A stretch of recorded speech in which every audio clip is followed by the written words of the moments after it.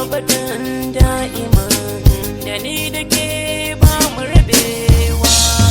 Soyayya sai dai farin ciki na abban motsin da mu fi da muradin raina.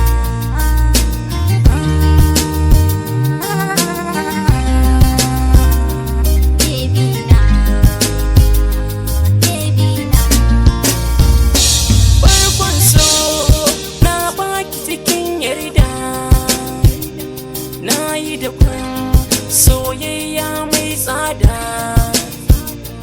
Amshi fure mai kyawu guda, na zama januni kan san ki bebe.